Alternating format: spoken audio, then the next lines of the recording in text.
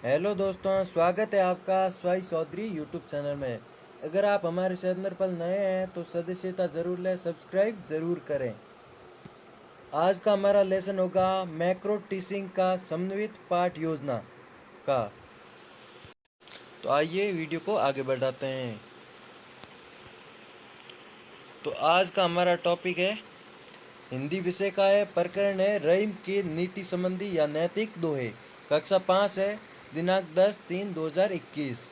समग्र कौशलों से युक्त समन्वित पाठ योजना है।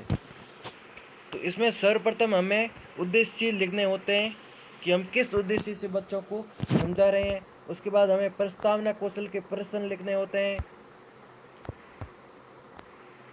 फिर हमें उद्देश्य कथन लिखना होता है। इस तरह होता है। तो पहले हम देखते हैं उद्देश्य व्यवहारगत। तो उद्देश्य में हम क्या करते हैं? ज्ञान। ज्ञान मतलब विद्यार्थी रहीम द्वारा रचित, क्योंकि हमारे रहीम के दुए, तो रहीम द्वारा रचित नैतिक दुओं को समझेंगे। हम उन्हें समझाएंगे तो वे बच्चे समझेंगे। और अवबोध, अवबोध मतलब सीखना। तो छात्र नीति संबंधी दोहे का सार करना सीखेंगे।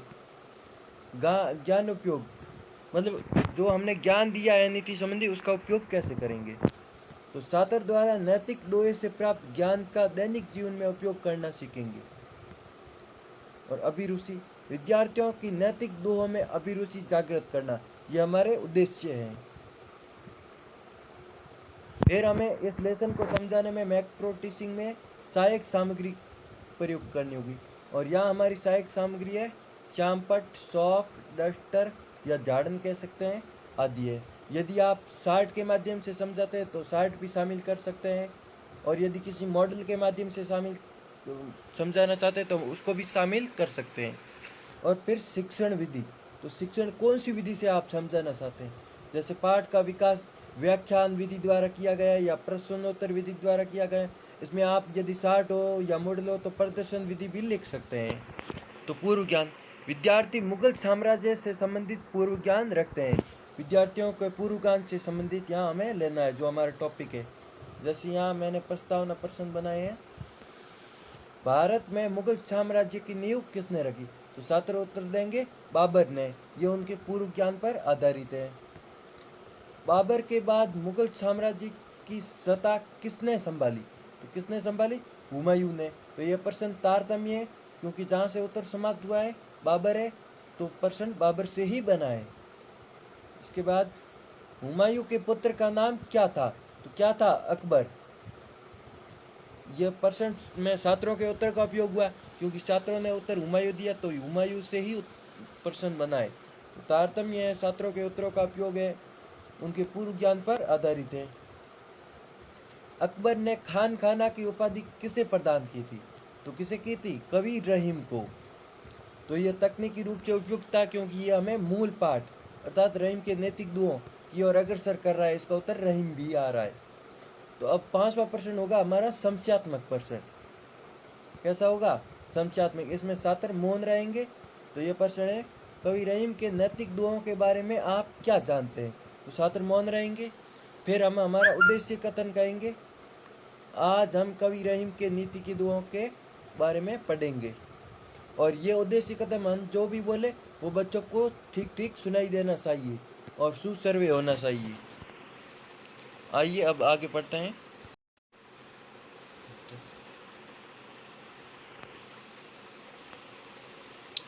इसके बाद उद्देश्य कथन के बाद हमें प्रस्तुतिकरण करना होता है किसी भी जो हम पढ़ा रहे हैं। जैसे यहाँ मेरा रहीम का एक दुआ है, रहीम न देखी बड़ेन को लगू न दीजिए डारी, जहाँ काम आवे सुई कहाँ करे तलवारी। तो इसमें हमें सर्वप्रथम ऐसे ये दुआ श्यामपट्ट पर लिखना होगा। फिर उसके ऐसे संकेत लगा के इनके अर्थ लिखने होंगे, जैसे लगून का छोटा है, तलवारी का तलवार है, इस तरह। फिर हमें ये शब्दार्थ लिख दिए।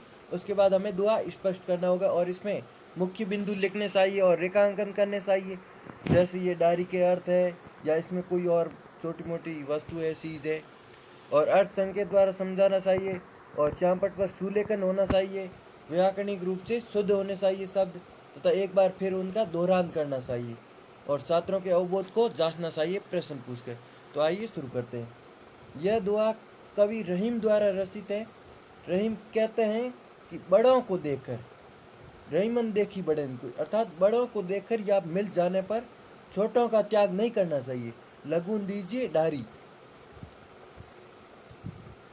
बड़ी वस्तुओं के मिल जाने पर छोटी वस्तुओं को अनुपयोगी या बेकार मानकर उन्हें फेंकना नहीं चाहिए, क्योंकि जहाँ पर या जिस काम में छोटी सी सुई काम आती है, उसमें बड़ी सी तलवार क्या कर सकती है।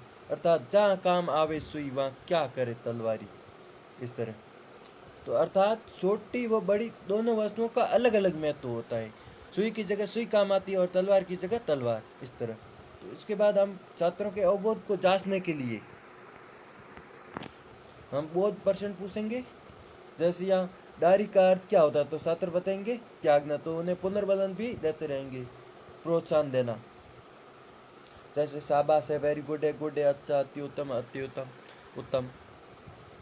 इस दुए से क्या शिक्षा मिलती है, तो इस दुए से हमें यह शिक्षा मिलती है कि बड़ी व छोटी दोनों वस्तुओं का अलग अलग महत्व होता है अपने अपनी जगह पर। अतः बड़ी वस्तु मिलने पर छोटी वस्तुओं का त्यागना नहीं चाहिए। यह प्रश्न सरल होने चाहिए, रोचक होने चाहिए। इस तरह तलवारी का अर्थ क्या होता है, तलवारी का अर्थ होता है तलवार। इस प्रश्न में रोचकता और सरलता होनी चाहिए। इसके बाद हमारे एक टॉपिक और आएगा। बोध प्रश्न के बाद हमें छात्रों को गृह कार्य तथा मूल्यांकन के लिए प्रश्न देने होंगे। यहाँ आप देख रहे हैं, हमें श्यामपट्ट पर लिखने होंगे। जैसे यहाँ पहला अक्षर है, पहला प्रश्न है, लघु का हिंदी अर्थ क्या होता है, तो लघु का हिंदी अर्थ होता है छोटा। तो बच्चे उत्तर बताएंगे, तो हमें ये ऐसे राइट करना है श्यामपट्ट पर। फिर है प्रश्न, तलवारी का हिंदी अर्थ खाली जगह या रिक्त स्थान होता है, तो यहाँ बच्चों से पूछेंगे और फिर भरेंगे तलवार। इस तरह यह दुआ किसके द्वारा रचित है, तो ये खाली छोड़ेंगे। पहले में ऑप्शन देंगे 4, उसके बाद रिक्त स्थान, फिर खाली छोड़ेंगे, जिसमें एक प्रश्न एक शब्द का उत्तर होगा। जैसे किसके द्वारा रचित है, तो रहीम। किसके द्वारा है, रहीम के द्वारा। यह किस प्रकार का दुआ है, तो यह किस प्रकार का दुआ है, नीतिक संबंधी या नैतिक। किस प्रकार का दुआ है, नैतिक। इसके बाद हम गृह कार्य देंगे कि रहीम के इस दोहे या प्रस्तुत दोहे का हिंदी अर्थ तथा शब्दार्थ लिखिए अपनी नोटबुक में। इस तरह ये हमारा आज का कौशल पूर्ण होता है। यदि आपको इसमें कोई डाउट है तो कमेंट ज़रूर कीजिएगा, मैं स्पष्ट कर दूंगा। और यदि आपको इससे कुछ सहायता मिली हो तो चैनल को सब्सक्राइब करें तथा वीडियो को लाइक करना ना भूलें। जय हिंद, जय भारत।